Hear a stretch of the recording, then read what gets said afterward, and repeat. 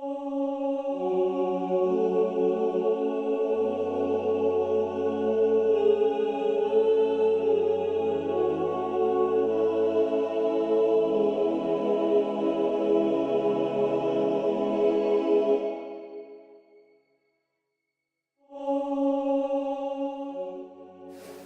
life often seemed to me like a story that has no beginning and no end.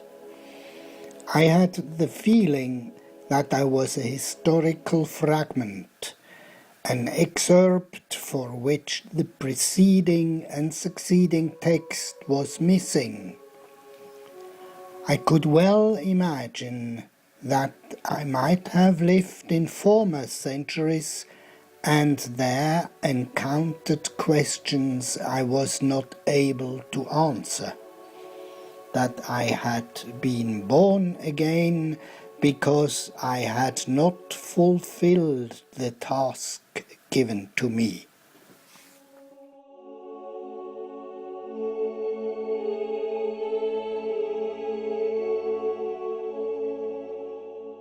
Alif Involvin was a New York philanthropist whose fortune derived from a family of bulk merchants in Amsterdam.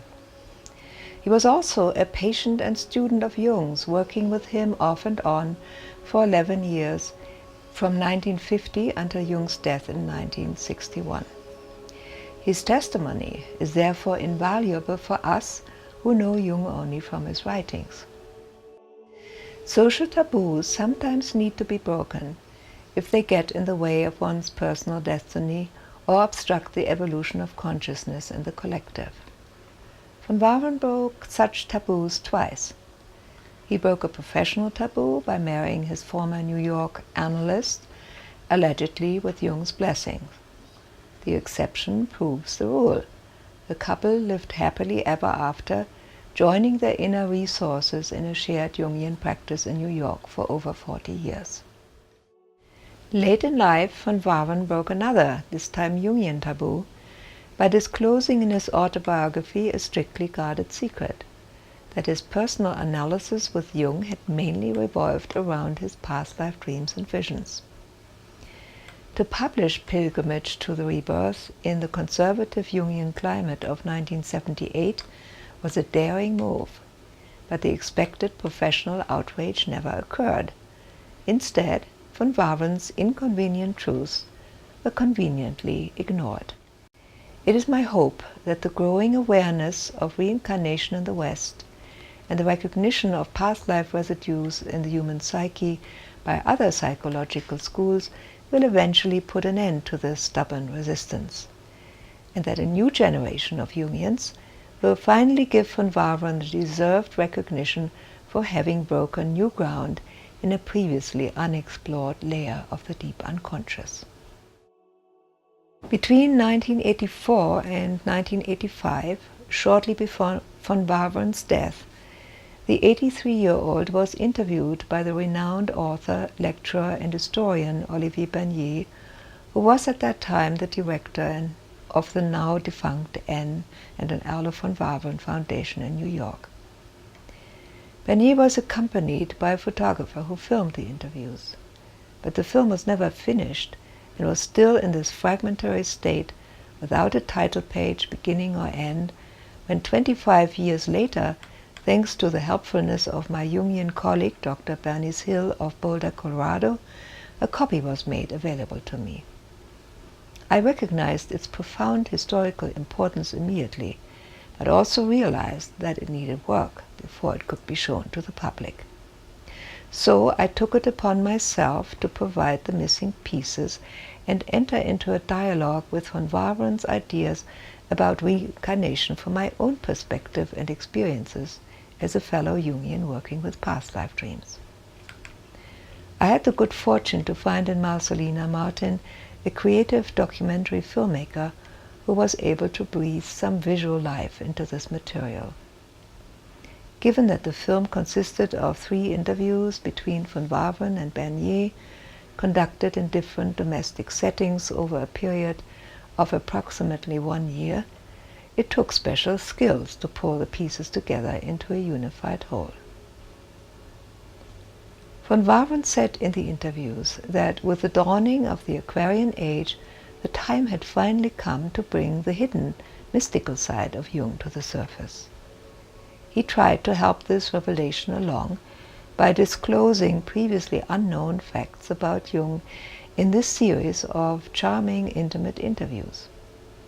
But even though Van Waveren correctly foresaw the coming changes in the collective consciousness, he was at least 2 decades ahead of his time.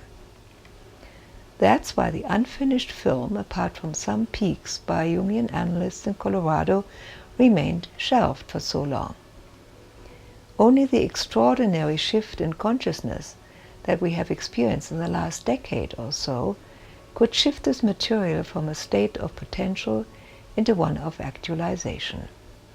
Besides, after the recent publication of the Red Book, which was also made possible by this shift in consciousness, people are starting to get used to Jung's mystical side. The proposed format of the film brought to mind the dedication that Van Waveren had written in my copy of his book Pilgrimage to the Rebirth. It may have been more than a coincidence that I ran into him and his wife Anne at the secretary's office at the Jung Institute, where his book was for sale because he was one of the Institute's patrons.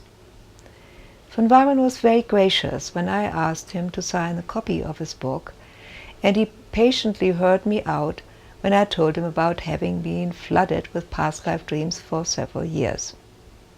He signed my book with a dedication that I would read later in the privacy of my home. On the book's title page, Van Waveren had written the words, "Perhaps we will sing a duet." This puzzled me at first. What did he mean by that? But as my past life process began to fan out into my therapeutic practice, and eventually led to the publication of my own book, Past Life Dreamwork, in 2008, this dedication seemed to have been downright prophetic. But now, in this finished film that you are about to see, Van Waveren's prophetic words are taking on a whole new meaning, for he and I are literally singing a duet together, although we are not always in tune.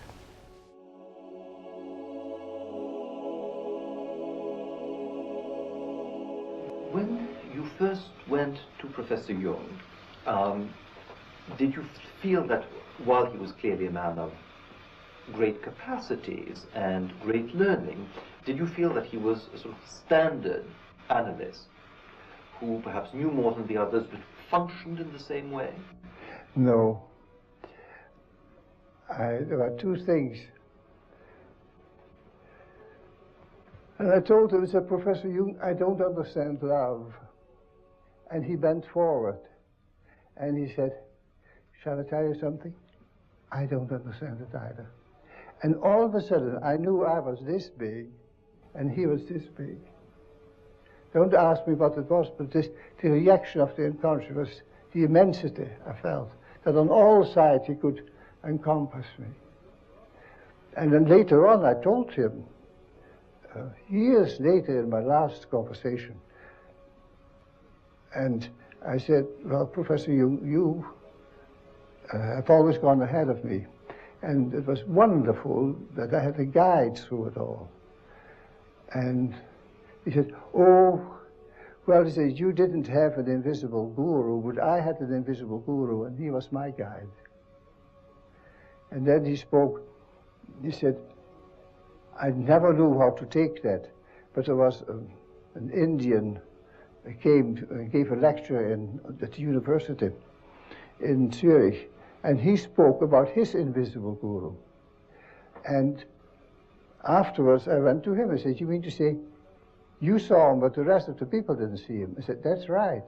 He said, "Who was it?" And he said, "Oh," he said, "my memory is very poor, but it was a 14th century Indian saint.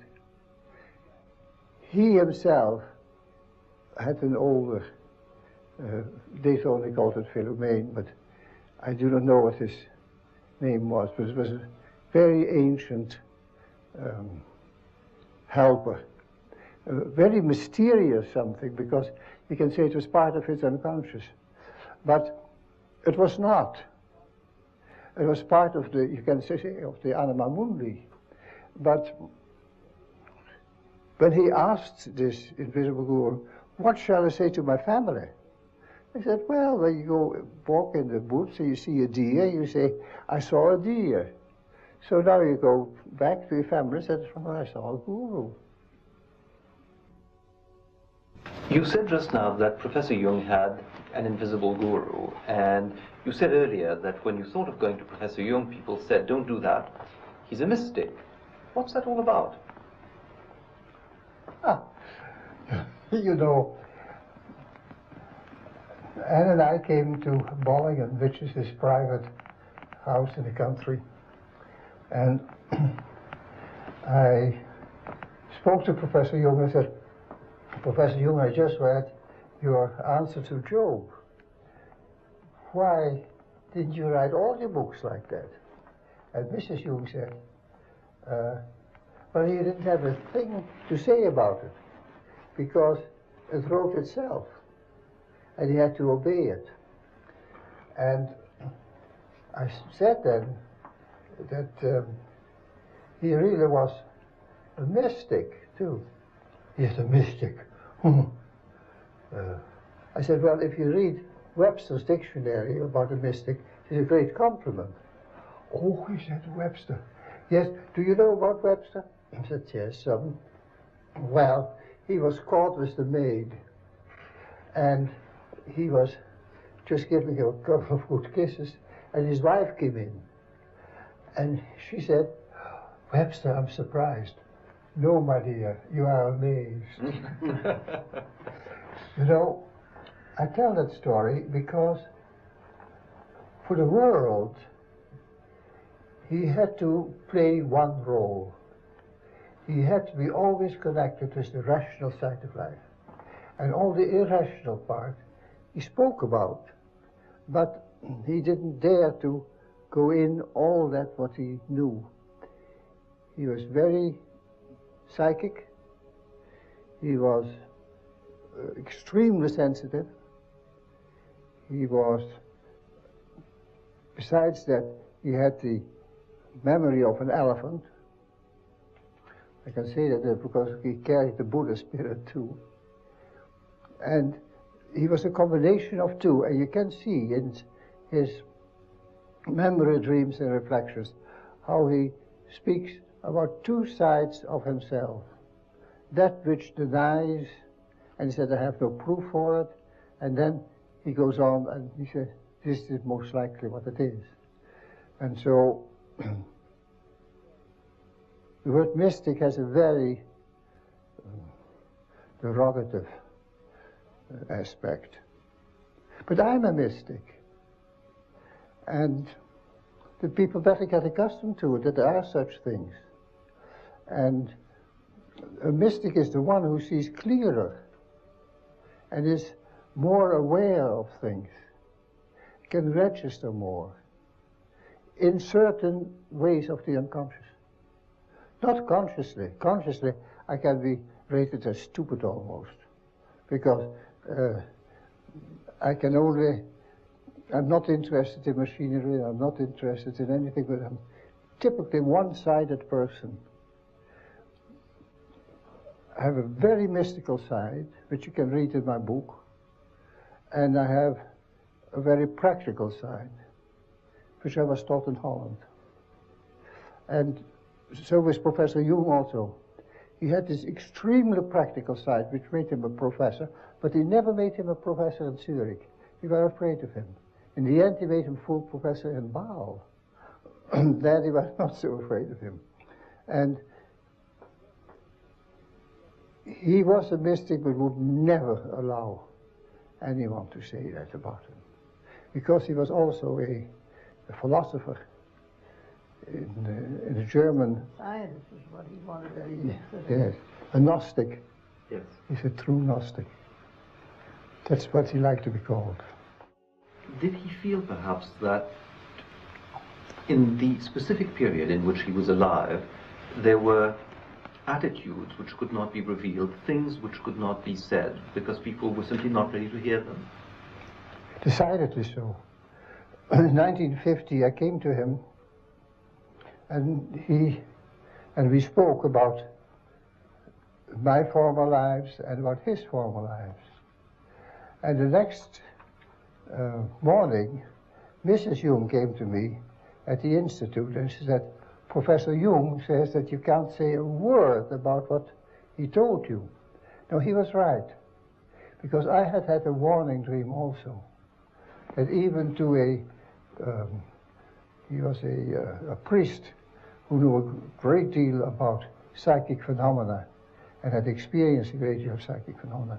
And I wanted to speak with him about former lives, but I got a warning dream that in front of the place where we would meet, there was all of a sudden an iron spike coming out of the ground and tore my whole trousers up.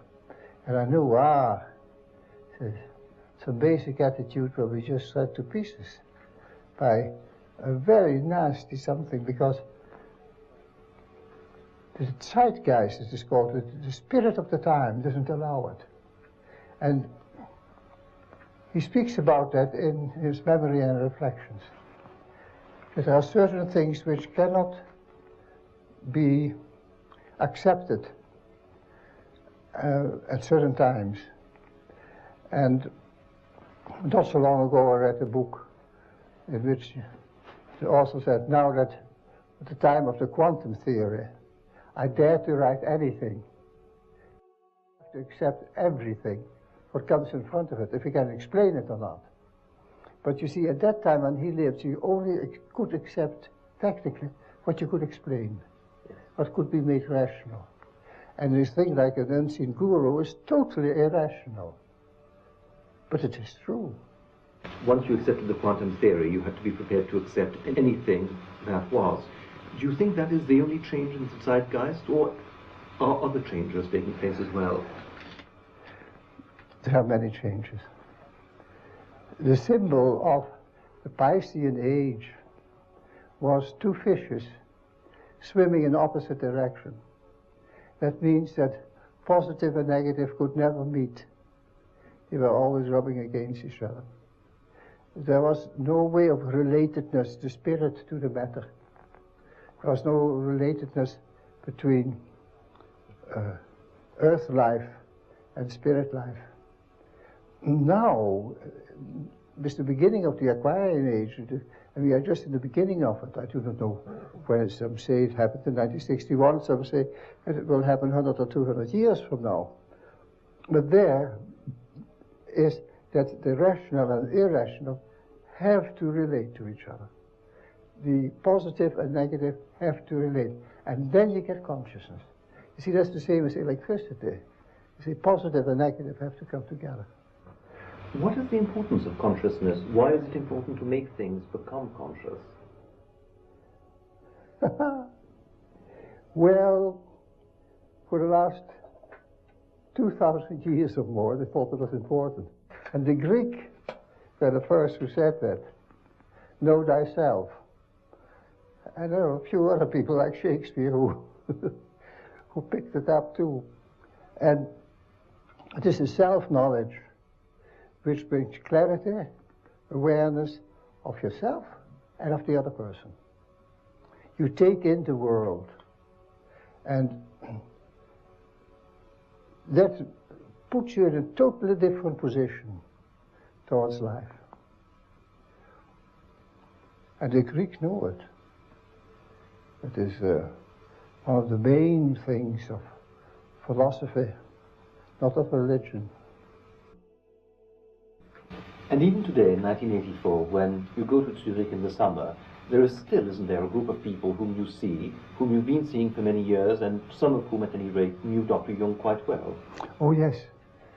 And that is the wonderful part of it. Because we really speak a different language from the newer ones. Also, those we see are now willing to talk very freely. And like Anna Jaffe, who has written Memory, Dreams and Reflections, and Cornelia Brunner, they made notes of all the conversations. And Jung revealed himself to them. It is not to be found in any of his books.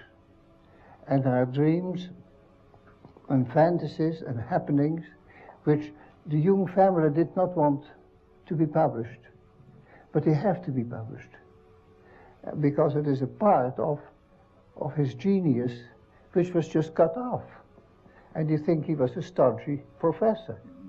As Don Tyrrell said, you know, he lies in one place, in the next place he says the very opposite of what he said before. Now, the very opposite was the truth.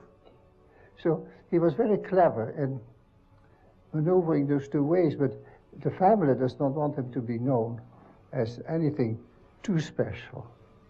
Well, in those dreams which he revealed to Cornelia Brunner, and he was most open. And one of the analysts in Zurich said, well, why is it that you have those stories and we don't? And she said, well, they wouldn't have believed, you wouldn't have believed him. So why tell it to you? He would also open up that part of his psyche which was called upon. And when you read a book which is out from California, and there are 8 analysts, each writing what they thought about Jung. And one of my friends said there are 8 different characters in that book, because Jung opened up in a different way. He was very universal, but he gave them what was necessary in their world. It's in your relationship with him, you saw some of that side of him which he did not show most people. Yes. Perhaps because he thought they wouldn't understand, or perhaps because he was afraid they would think him a charlatan. Yes. Do you want to talk about that a little, the sort of things he might have said to you? And well, he didn't want me to speak about was when he told me that he scolded me. He said, you stay away too much from this earth. You have a long periods in which you don't come back. And he said, I came back every century since the 13th century. And I said, but Professor Jung, don't you ever take a rest? Oh yes, he said, I took 1,000 years from the 13th to the 3rd. But I knew exactly then who he was, because the only outstanding psychologist, you can say, was Zosimos, the great alchemist. And then I figured out, through what Louise von Franz told me, she was exactly the same. She would tell me her former lives, but she would not tell it to other people. No, Marie-Louise von Franz is not right, and Professor Jung was right. Marie-Louise von Franz lives now in the 1980s, and Professor Jung had to convince the Victorian age that there is such a thing as an irrational something, that there is such a thing, and by recognizing it, you can often establish a balance in your patients, which otherwise could not be established. You never get really cured, because life has to bring problem. When life has no problem to solve, then you get a very dull individual and not worthwhile. I think that he was absolutely right by hiding it, but I also remember he said, why did you come to me? And I said to him, well, you suffered more than I did. How do you know? I said, I have read the introduction to The Secret of the Golden Flower. He said, oh yes, he said, you can read it in between the lines. Funny enough, that The Secret of the Golden Flower had a very magical influence on me. And I remember sitting in this very couch and reading it, rereading it. And I read a sentence which does not exist in the book. And I read, we can reincarnate as long as 300 or 400 years apart, at the most. But those who are very accomplished can make the span 700 years. Now, Professor Jung was 1,000. So I was fascinated by it. And I said, all right, this is page I will mark, page 31. Well, I went back to it, and there's nothing of the kind. Nothing of the kind. My unconscious had just put that in front of me. The same thing happened to Professor Jung in Ravenna. He saw certain things which were just not there. And that always upset Carrie Baines terribly, because he was so unscientific. But his unconscious projected that. It is a way of giving us knowledge which otherwise we cannot.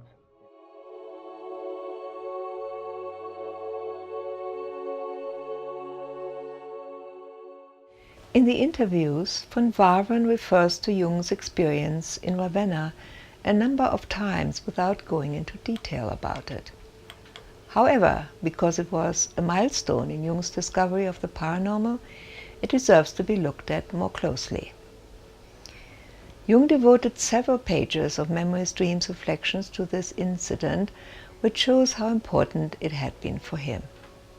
He had visited the mausoleum of the Roman Empress Galla Placida in Ravenna for the first time in 1913 and had fallen into a strange mood inside the tomb. When he visited the mausoleum again 20 years later, he was overcome by the same uncanny feelings. But on the second visit, the tomb looked different. The room was diffused with a pale blue light, and Jung saw 4 great mosaic frescoes of incredible beauty that he did not remember having seen there before. They all depicted baptism or other water scenes from the Bible.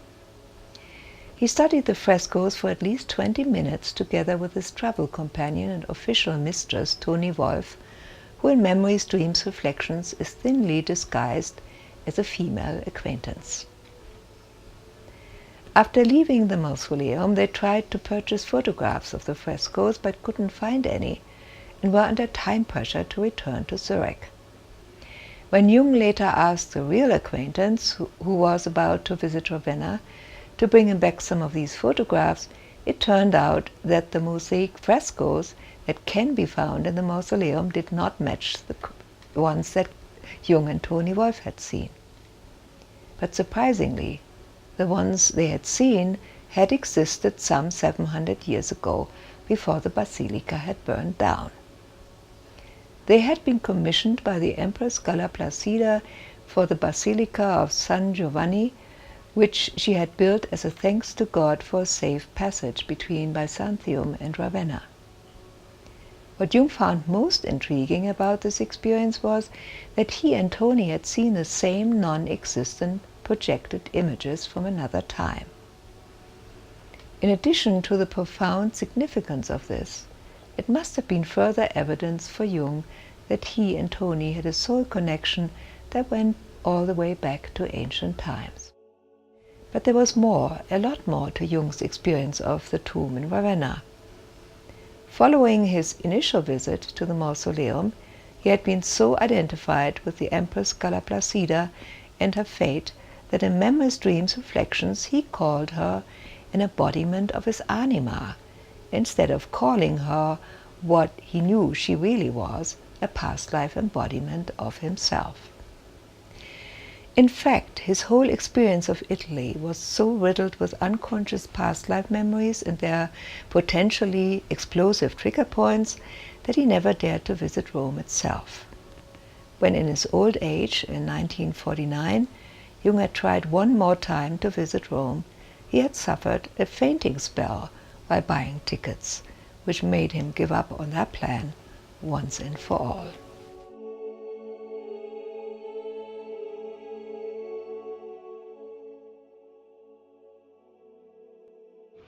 The anecdote you told just now about Professor Jung staying away for 1,000 years mentioned earlier lives.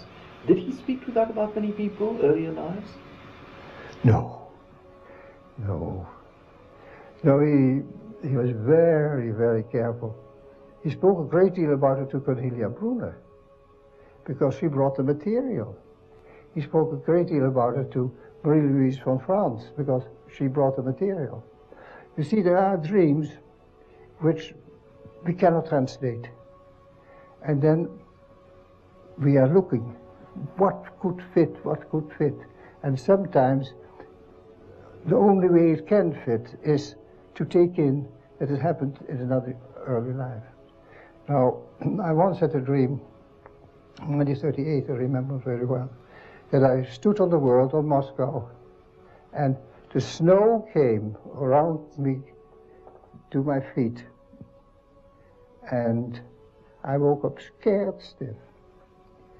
But it was Moscow, I later on knew. I was most likely the army of Napoleon. And for years I was scared stiff of snow. And Anne would say, well, enjoy it, it's so lovely here in the country. But I couldn't take it. I had to be away from nothing but whites. And that was a back memory of a debacle I experienced. Now I know that one of my great-great-parents died at the Pontresina. No, Ravenna. Ravenna. And, but it was not a memory of my family. I would not have been that scared. Is that then how you tell, because of the emotional content or the emotional reaction, or one of the ways in which you tell that a dream is referring not to something in your current life, but to something else? The emotional aspect is terribly important. I know of one case where I said to the girl, you know, you must have been that and that person, because I cannot translate it in any other way. And you say no to any other way I suggest. Well, she accepted it with her mind. Then she drove home, and on the way over, she had to stop the car and weep and weep and weep. Because it had touched her so deeply. It had touched her, and you know, we get to know about our former lives only really through that which was not lived, that which could not be digested then, but can be digested now. And it was too much for us at that time to do it. And that is the shadow side of life. And through the shadow side of life, we can really measure if a client or patient was really that former person or not. And it has to be always connected with an emotional reaction, according to my idea.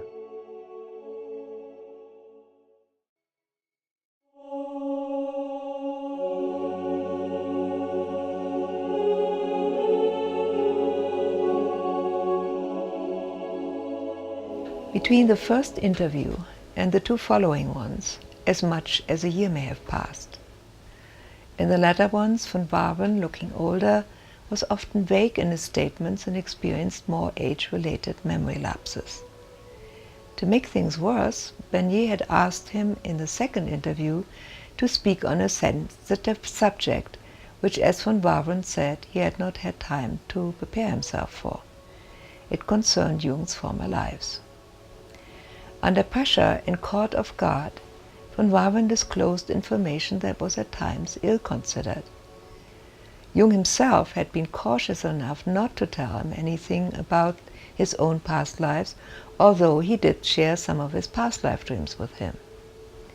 Based on those shared dreams, the stories that he had heard from Marie-Louise von Franz and Cornelia Brunner, and his own knowledge of history, von Waveren speculated about Jung's past lives, convinced that he had them all figured out.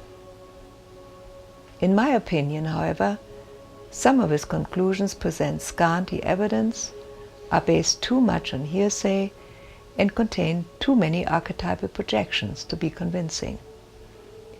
Because of his powerful projections, von Waveren seemed incapable of seeing Jung in any role other than that of a global leader and teacher. But that's not how reincarnation works. not in my experience. The opposites that von Waveren observed in some of his own former lives assert themselves for everyone in the reincarnational cycle. We oscillate between prominent and insignificant lives, good and evil ones, rich and poor ones, and we're born into different races, religions, and genders. In Jung's case, this meant that several lifetimes spent in a leadership role would have been balanced out by lives as a follower of a leader. The Oversoul seems to explore the three-dimensional world from all possible angles in order to complete the gestalt of a particular line of interest that it pursues lifetime after lifetime. For all the reasons stated above, I thought that it would lend more substance to the film if we amplified some parts of the interview with Jung's own unconscious material and eliminated other parts where von Waveren, in my opinion, gets carried away by overblown fantasies. This is a difficult and a confidential subject, but could you talk a little about what you know of Professor Jung's incarnations?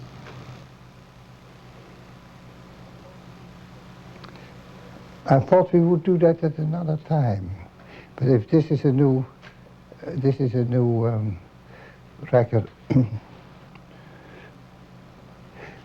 1950, I came to Professor Jung.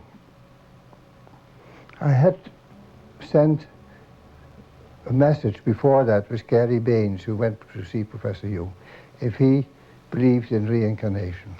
And he had told then a dream, which later on he put in Memory, Dreams and Reflections, which there was this row of knights, and on the tomb, the last one, there was still life in the little finger, and it was moving. The dream of the row of tombs that Jung had sent von Waveren in answer to the question of whether or not he believed in reincarnation was actually misquoted in the interview. It was not a row of knights that Jung had seen in his dream, but a row of mummified corpses, the identities of which he did not elaborate on, except for the last one in the row, whom he called a crusader. This is a very important distinction because the dead, one from each century, represented Jung's past life history. Because this dream, which dated back to 1913, had been so crucial for Jung's understanding of the psychological aspects of reincarnation and of his own past life history, we're presenting it here in full.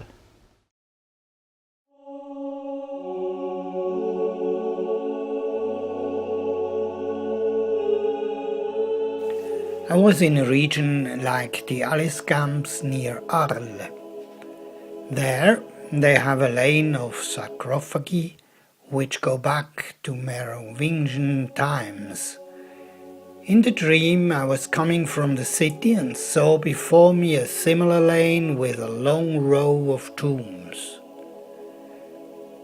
There were pedestals with stone slabs on which the dead lay.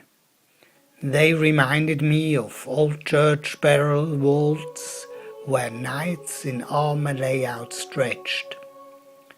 Thus the dead lay in my dream, in their antique clothes, with hands clasped, the difference being that they were not hewn out of stone, but in a curious fashion mummified. I stood still in front of the first grave and looked at the dead man, who was a person of the 1830s. I looked at his clothes with interest, whereupon he suddenly moved and came to life. He unclasped his hands, but that was only because I was looking at him.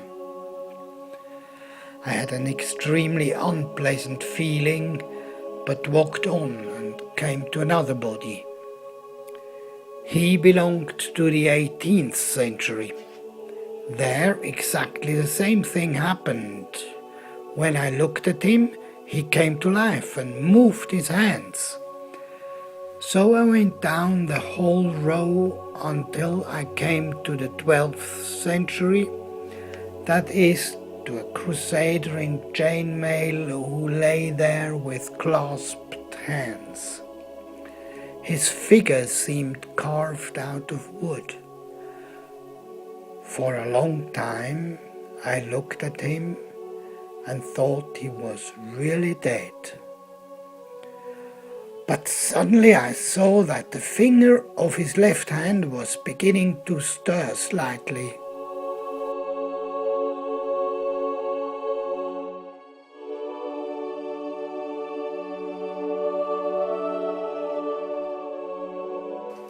Jung's own comment on this dream in Memories, Dreams, Reflections was that it had taught him that such contents are not dead, outmoded forms, but part of the living psyche.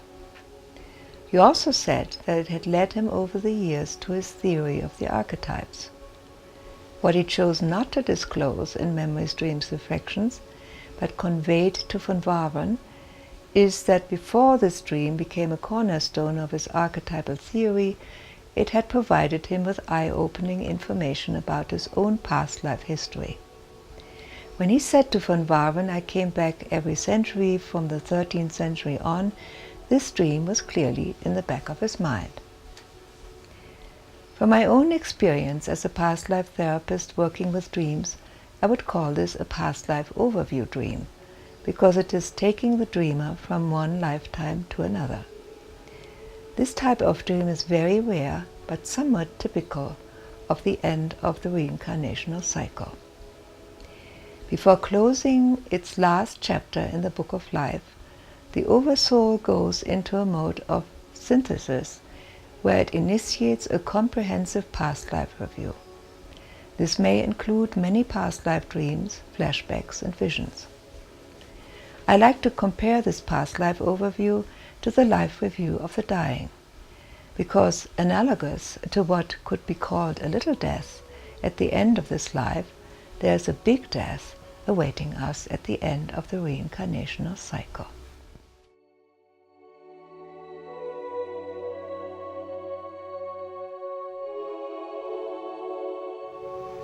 He was a teacher,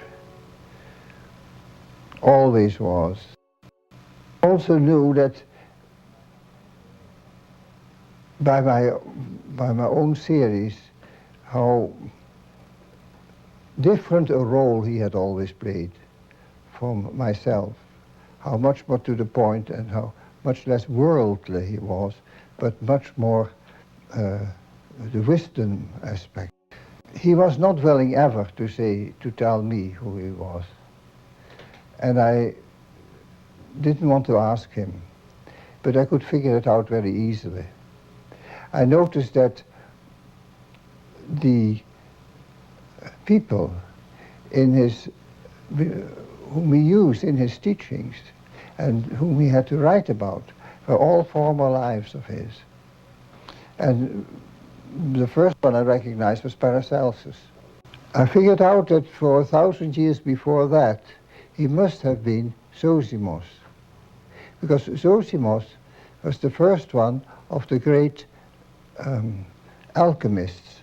And the alchemists was really his great task to define their ideas and their importance.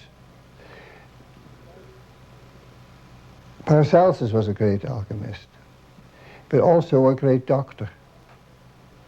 Then I heard from several sources that he might have been Goethe, because he used that in his house in Bollingen of Faustus, with apologies to Faustus.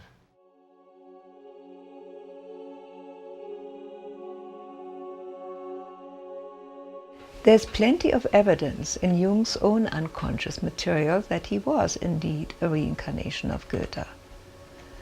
For instance, Jung's dream of the row of tombs contains a hidden clue that Goethe was the first dead man he encountered. Goethe was the one whose clothes Jung studied without telling us what he saw, and whose time of death he specified as having been in the 1830s, a generation before Jung was born. This specific date, the only one given in this dream, raises a red flag for anyone versed in German literature. Goethe, who had towered over the German literary scene since the second half of the 18th century, died in the 1830s, in 1832 to be precise. Also, many of you will remember from Memories, Dreams, Reflections that Jung, as a child, felt that he had two different identities. One of a schoolboy who had trouble with algebra and was not sure of himself on the one hand, and the other of a man of great importance, a high authority, someone not to be trifled with. This second self had first appeared to Jung when he was living with his parents in Kleinhüningen. It was an old man, at least in the eyes of a child, who lived in the 18th century, wore buckled shoes and a white wig, and traveled in a green horse-drawn carriage. I always thought this was Goethe in formal dress on his way to the court of the Grand Duke Karl August of Saxe-Weimar, whose privy councillor Goethe was.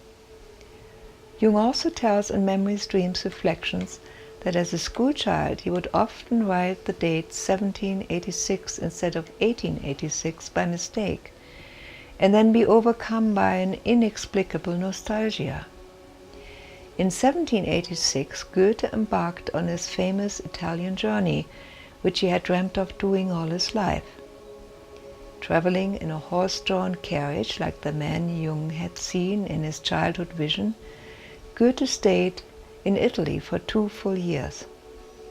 He later published his diary of these longed-for, life-changing years in Italy. Unfortunately, though, Goethe, who believed in reincarnation, never went to Ravenna. It would have been interesting to know what kind of frescoes he might have seen inside the tomb. Where interest, knowledge, and genius are concerned, Jung and Goethe were each other's match. Goethe had the same universal mind as Jung, and was like him, a philosopher and a scientist, in addition to being a writer and poet.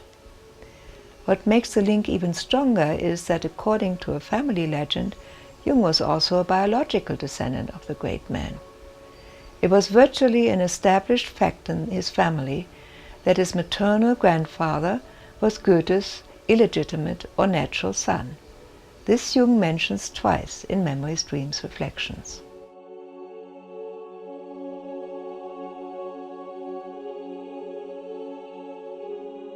The first inclination that I knew that he played the role of the Buddha Gautama, was when I read in Memory, Dreams and Reflections that he had very great experiences in India. And he did not write about the fact, which he told later on to Cornelia Brunner, that when he came to the grave of Gautama, the Buddha, he was taken by uncontrollable weeping for 15 minutes and had to remove himself because he was in absolute hysteria. Those things happen when that unlived life comes up and the sacrifice of the life. And the recognition, and his recognition, that he played that role also. This is a good example of how van Waveren, when he did have authentic insider information, tended to go overboard with his archetypal projections. Powerful emotional reactions to certain places are indeed a telltale sign that a person may have lived there before, but these emotions are not necessarily restricted to feelings of grief. I myself have visited several of my past life places of origin, and my emotional reaction to them has been different each time. In some places, I felt uplifted and at peace. In others, I have cried a whole day long because I was re-experiencing old emotional pain. Therefore, I would have taken Jung's uncontrollable weeping as a sign that he had been a personal disciple of the Buddha and was reliving the grief he had felt at his guru's passing. Van Waveren, however, typically concluded that Jung must have been the Buddha himself. It did not occur to him that psychologically or spiritually this did not make any sense. For why would the enlightened Gautama Buddha, who had achieved a state of freedom from all human attachments, be shedding tears at his own grave in a much later incarnation? Moreover, why would he even have reincarnated at all?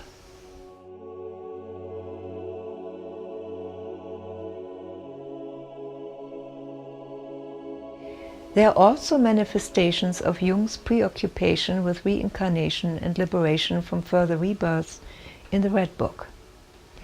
In this painting from the Liber Secundus, Jung captured the relationship between his many incarnations and his greater self.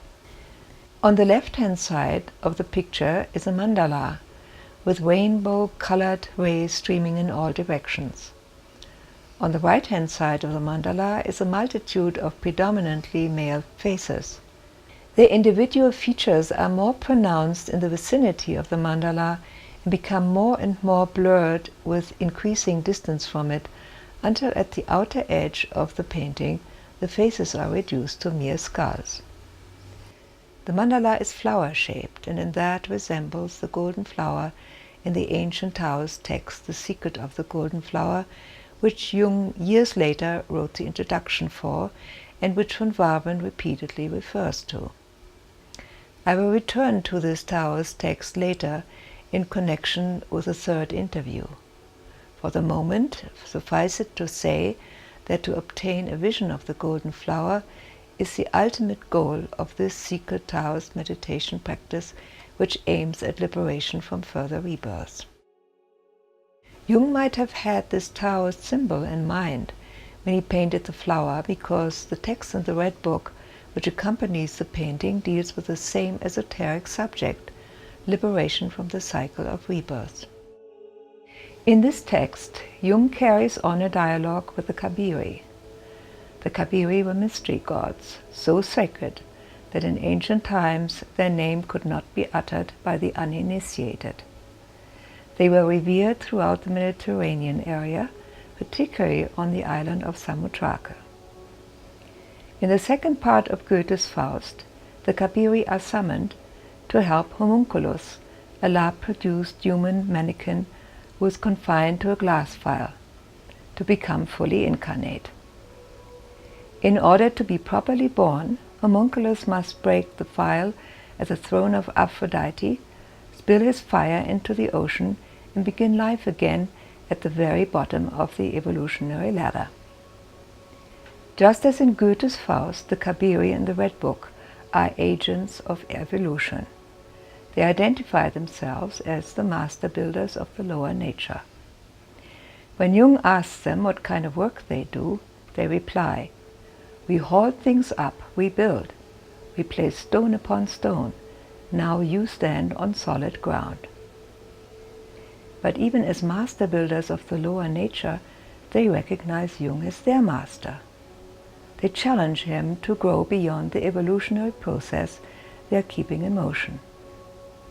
They even hand him a sword and urge him to kill them by cutting through the knots and entanglements in his brain. They say to him, "He who wishes to conquer new land needs to bring down the bridges behind him." When Jung brings down those bridges by killing the Kabiri, he sets foot on new ground. He becomes the sole owner of the tower that the Kabiri built in thousands of years of painstaking labor. Nothing brought up should flow back, writes Jung, meaning that nothing he has made conscious should ever become unconscious again. This is a strong statement, considering that unconscious material that has been made conscious has a natural tendency to fall into the unconscious again. But there's an even stronger statement to follow.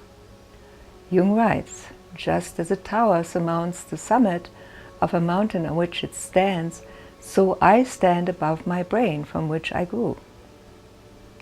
When Jung put the Kabiri to the sword, He cut through all the complexes and karmic entanglements that keep us tied to the earth plane. Yet having built his tower from the lower and upper beyond, which are poetic terms for the personal and collective unconscious, he is still curious about what might have eluded him. He therefore asked the serpent of the beyond, presumably the Kundalini, to dive into the beyond for him once again. After some initial resistance, the Kundalini does what he asks her to do and brings up the image of a plain ugly man with a contorted face, and who poisoned his wife and was hanged for it. This seems to be a past life from the shadow side of Jung's reincarnational history, and not one of the exemplary lives of world leadership that van Waveren exclusively attributed to Jung. So perhaps not all of Jung's entanglements were cut by this act of bravery, at least not all the karmic ones, and he still had to pay the piper for poisoning his wife in a previous incarnation. In any event, he still had plenty of time in his present life as Carl Jung to rectify this transgression, for when he made this entry into the Red Book, he was only in his late 30s.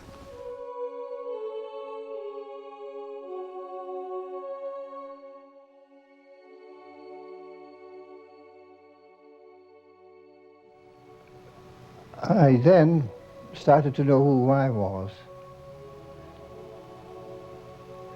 around the time of Christ, and not only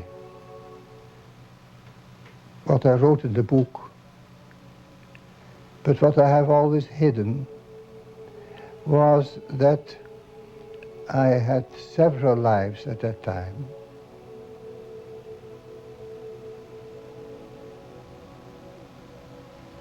And I knew that I was closely connected to Jesus of Nazareth. In my book I said the truth, but I also hid the truth because I didn't know what would be.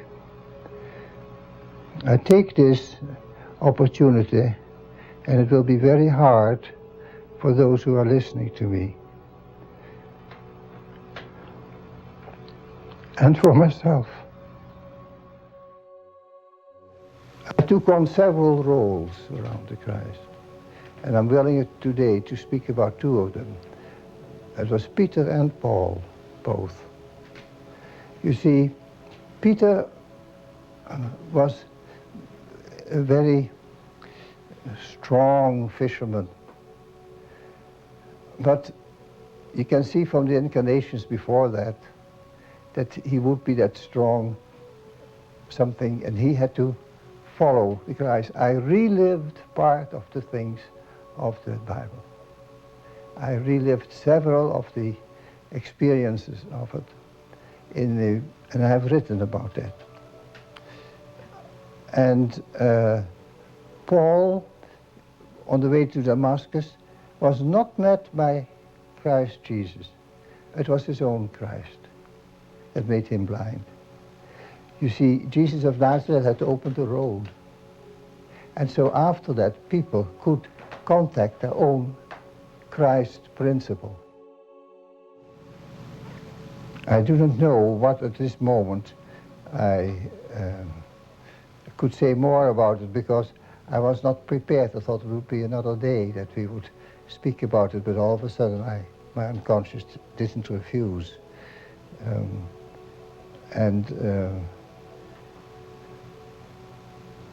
I think, you see, by taking on the role of Professor Jung this time, and he started what he finished what he started and opened up the New Age. I mean, and is that greater soul? I mean,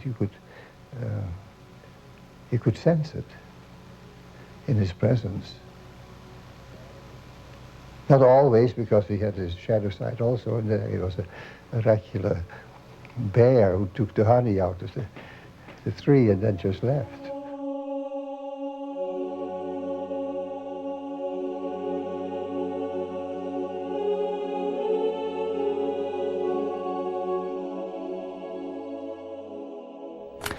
We've talked before about earlier lives in sequence over a period of time, but isn't it possible for several lives to occur simultaneously? Yes, it is. In The Secret of the Golden Flower, you have a very good picture of it. You see the Buddha is there in the middle, and there are 5 emanations of other Buddhas. And I was very astonished to see it. But then when I was in India, we were with a professor, and I asked him the same question. He said, yes, you can influence 5 different lives from the very center of you. 5 simultaneous lives? 5 simultaneous, yes. And is there then some sort of a pattern to it? I mean, why choose simultaneous lives rather than consecutive lives? Do those simultaneous lives relate to one another? Well, you know, I had a marvelous example of that with Fénelon. Fénelon was a very holy man, and he was just so precise and had all the court manners and all of that.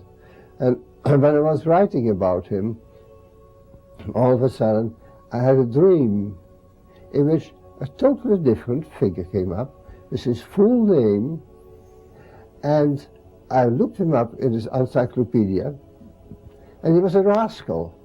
He was a womanizer, he was a real bon vivant, and the funny part of it all, he was trying to make love to my great-great-great-grandmother, who had at that time an affair with Louis XIV. And Louis XIV was furious and sent him away from the court. You have to have a balance. You see, those extreme lives are really sort of sacrifices. And it is as if the soul has a human quality, and it has to balance it off so that you are not just pure spirit, but that another part of you can really participate in earth life. Why a sacrifice? What is it that you're giving up when you have those extreme lives? Well, I call it a sacrifice because they have a message, and that message has to be fulfilled at the cost of everything.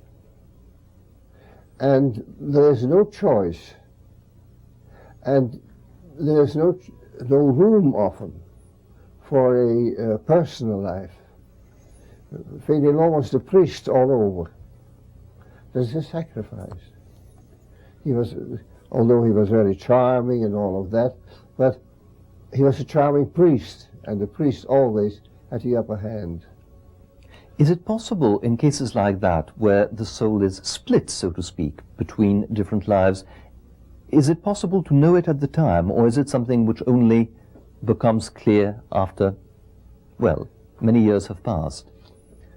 According to my dreams, I know most of the fellows who are of my own soul, and I know them or about them from my dreams, who have told me very exactly, now he belonged to it, and he belonged to it, and she might belong to it. And it is very difficult, the idea of belonging to the same unit. Mm-hmm. That's really what it is. And you must take the idea of the self as a unit, as a mandala. Jung would say you must take it like your hands. You do not know that the little finger is connected with the thumb. But they are, and they all have their different functions. And I think that is the basic outer expression. The 5 lives is the 5 different aspects of our soul. Perhaps there are even 10, I do not know. If there's a Logos and Eros life at the same time, I don't have enough proof of that. I have just an idea that that might be. But you know when, at earlier periods, you had simultaneous lives, but since it's happened before, it might be happening now. And would you know? Yes, I know them. Oh. And I'm always very close to them. The thing is that you have to watch out not to get too close, because then one takes on an identification with the other and doesn't fulfill his own role. And I have one example in particular. I know that we were very close, we embraced the first time we saw, and later on he wrote about it that the traffic between us was terrific, but then he fled because he wasn't strong enough to hold on to his own. In the last 2,000 years, you will find, for instance, Thomas à Becket and his king. They were two parts of one soul, very close together, and really you can say almost in love with each other. And the fact is that one often had to kill or try to kill the other one, so that the soul would know what is more important, the earth aspect or the spirit aspect. So that when Henry II killed Becket, then presumably the earth aspect won out. When Henry II killed Becket, or had Yes. Becket killed, then the earth aspect, I presume, won out. Yes, decidedly so. And you know, he couldn't forget it. I just followed him, because he had killed part of himself, and he knew it. And on account of that, he did all kinds of things to atone. And then what happens? Time passes and there are new lives. Do you then try to make up for having killed part of yourself in an earlier life? Is there some sort of balance later on? Some sort of new completeness? I never thought of that. But the word balance I like. Yes, there must be a balance. But you know, the age of the fishes was very imbalanced. It was not that you could relate. The fishes went into opposite direction. And I do not know that under certain circumstances you can balance it, but there are other circumstances which absolutely forbid you to balance it. You have to carry that in your unconscious. And I have no particular answer to that. But I think that now, in the Aquarian age, we are making up for a lot of what we couldn't do in the Piscean age. That I believe. So that questions left unresolved can now be resolved and imbalances can now be rectified. When you have developed enough. Yes. Yes. With the change from the Piscean to the Aquarian age, it is not only the capacity for redeeming or cleaning up earlier lives that has changed, but also clearly the kind of standards that were imposed by the earlier age are changing also. In what way are they changing? In what way are they changing? Where are we going to? I think, you see, it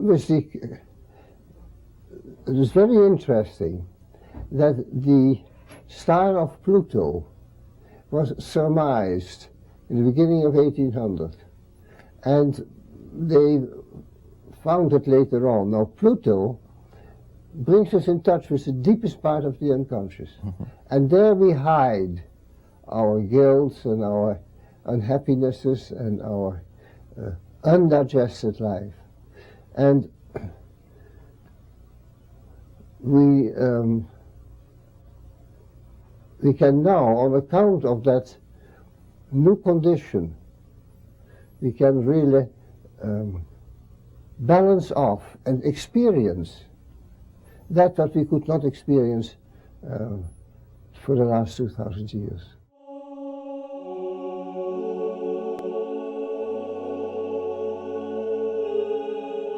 The only picture in The Secret of the Golden Flower that could have given van Waveren the idea of 5 simultaneous incarnations is actually not a representation of the Buddha as he thought, but that of a Chinese adept in the 4th and final stage of the secret meditation technique revealed in these Tao's teachings.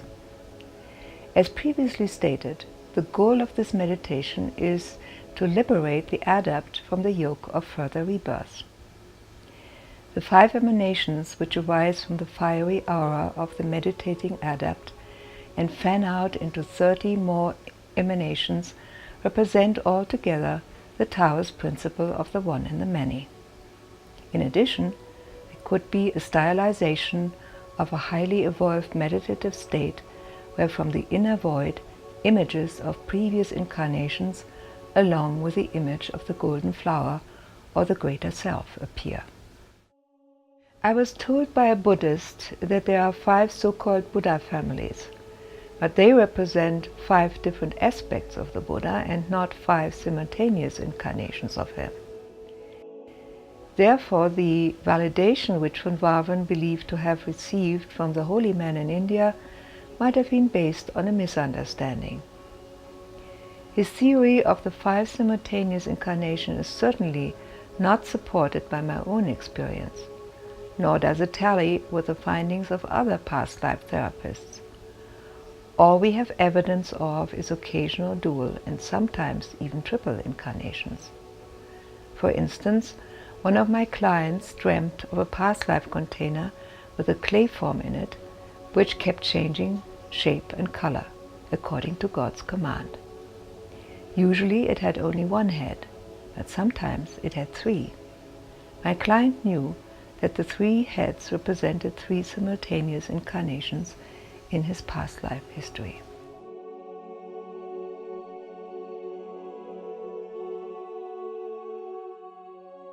I've come across dual incarnations in my own past life history over which I happen to have an unusually broad overview. After listing 47 past lives in chronological order, it became clear that since the 19th century I must have had several dual lives in succession. Just like van Waveren's multiple incarnations, my dual lives were opposites. They oscillated between extreme wealth and destitute poverty in parallel male and female incarnations. But contrary to van Waveren's multiple incarnations, my dual ones lived in different parts of the world and never met each other. The love-hate relationships between them and the interference with and killing of each other that van Waveren is talking about could therefore not occur. I wonder if some of the cases he mentions are multiple incarnations at all, or rather individuals incarnating together in order to clear karma from other lifetimes.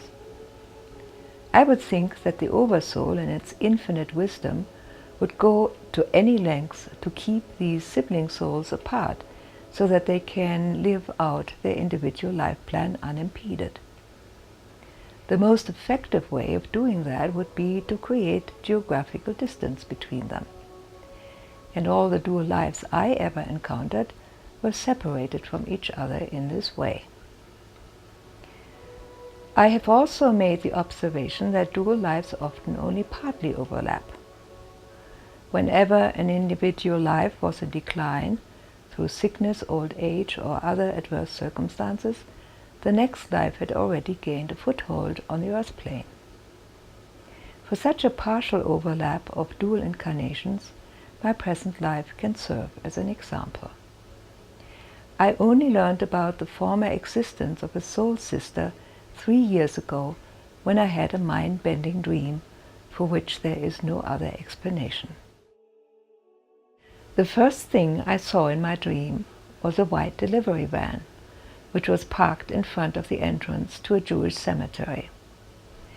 Then I received a download of information, most of which I remembered when I awoke. The year was 1936, and the cemetery where the van was parked was located near Tübingen in southern Germany. A young Jewish woman lawyer named Hannah Wolpert had been arrested by the Gestapo for being a member or the founder of a local organization. In my dream, I knew the name of the organization, but remembered only fragments of it when I woke.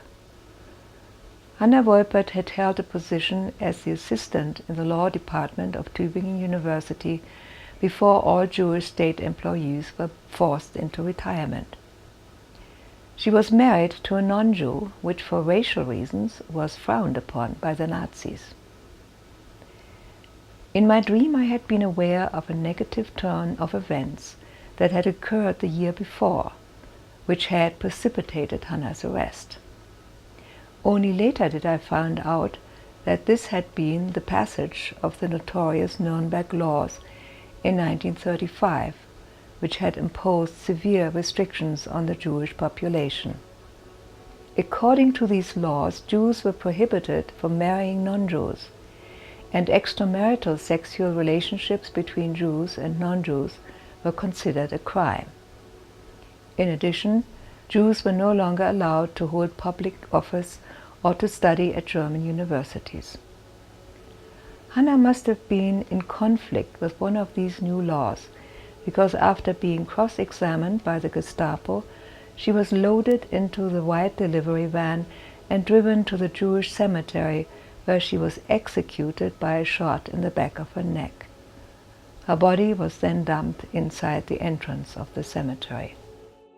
When I woke up, I felt a sharp pain in the back of my neck, as if I were Hanna Wolpert myself. In 1936, the year Hanna died, I was 3 years old, an only child living with my parents in Berlin. Therefore, I could not possibly be a reincarnation of Hanna. At first, I did not recognize Wolpert as a Jewish name, until a Google search taught me otherwise. The surname Wolpert, although not exclusively Jewish, is of Ashkenazi origin. The geographical area in Germany where the name is most common happens to be the southern state of Baden-Württemberg, where Tübingen is located. I also found academic connections online between the Wolpert family and Tübingen University. These post hoc discoveries all underscored the veracity of my dream, and I began to take it as a given that my soul sister had been murdered by the Gestapo when I was 3 years old. The only way I could deal with this emotionally was by processing Hanna's fate as my own. This must have made a difference in the quantum field, because I dreamt during this process that I had lit hundreds of votive candles inside the entrance to the Jewish cemetery where her body had been sacrilegiously dumped. The recognition of this dual incarnation explained to me an irrational decision I had made after graduating from high school. I had been all set to study law when, after my first lecture at Frankfurt University, I had abruptly dropped that plan. It also explained the deep connection I've had with Jewish people for most of my life. On the other hand, it raised as many questions as it answered. The question that has been foremost in my mind is how Hanna's execution might have affected my early childhood development. Her death had coincided with a crucial age when children begin to assert themselves. I wonder if it had broken my spirit and rendered me helpless vis-à-vis my overpowering parents, who did not always have my best interest at heart. What if I had received the telepathic message from Hanna when she died? Don't stand up for yourself or they will kill you. In my childhood, I had no physical defenses against infectious diseases of any kind and was sick in bed all the time. And when I was in my 40s, my English analyst pointed out that I was lacking a psychological defense system. Thanks to the work I've done on myself, this is no longer the case. But I will never stop wondering what kind of person I might have become if Hanna had not paid with her life for standing up for her God-given rights.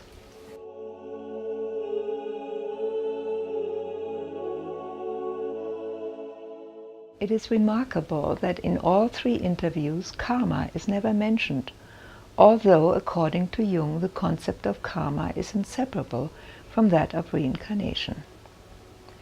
Towards the end of the last interview, Bernier tries to broach the subject in an impersonal, non-threatening way by asking von Waveren if he believed that King Henry II, after having Thomas Becket murdered, would have to atone for that treacherous act in another life.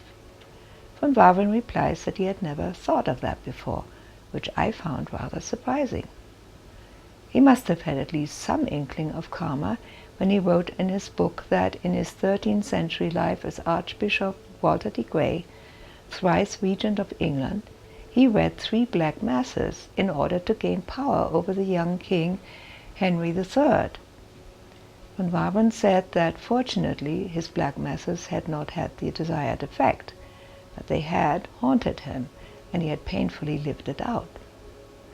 Did he mean in his life as Peter de Grey, or in subsequent lifetimes? I wonder if he was aware of the long-term karmic consequences of black magic.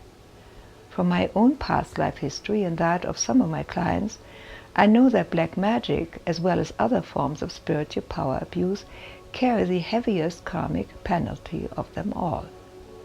They cast a dark shadow over many lifetimes to come, and some of us, at some point of our long journey through the ages, have messed up our future prospects in this way. Karma is the great equalizer in the reincarnational cycle. It unites the opposites by making sure that what goes around comes around. It can be the long arm of justice that will catch up with us in the end, or a moral compass that will help us stay on the straight and narrow. As a past life therapist, what I like about karma is that it kicks us out of our long-suffering victim mode and returns our disowned power to us. That can be even more healing than the uncovering of past life trauma itself. At the end of the last interview in 1985, von Waveren and Bernier appear confident that in the upcoming Aquarian age, imbalances will be more easily redressed and previous wrongs rectified. But having survived the ending of the Mayan calendar, humanity is still not better off. Life seems even more out of balance, and instead of rectifying previous wrongs, we're piling new wrongs on the old ones.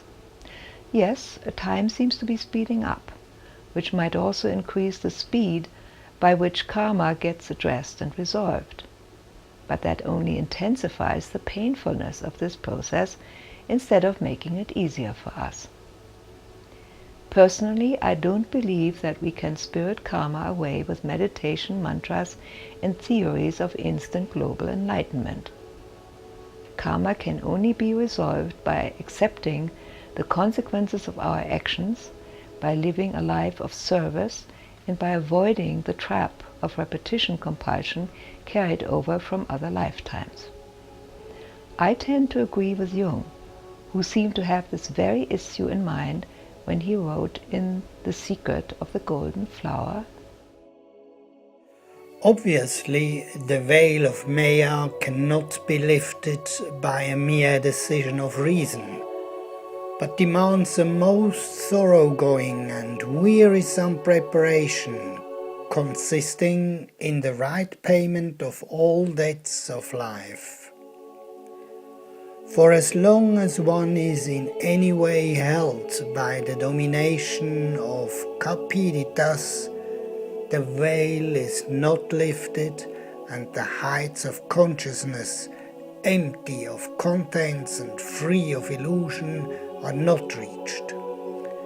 Nor can any trick nor any deceit bring it about.